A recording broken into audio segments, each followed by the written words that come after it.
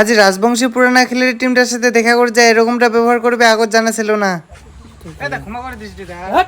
অঙ্কুরে আসে হরেন বাজালে হবে না আমার কি না কি করতে চলে একটা তোর মানবতা জ্ঞান নাই।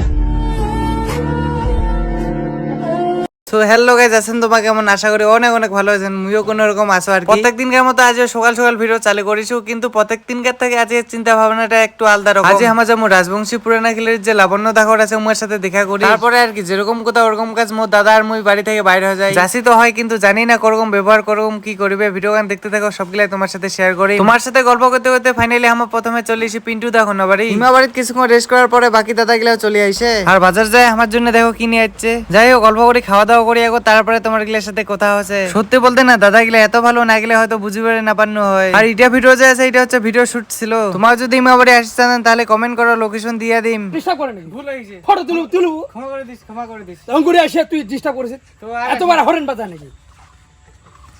একদম বাজে একদম এই কোথায় পারিস? আরে দিলা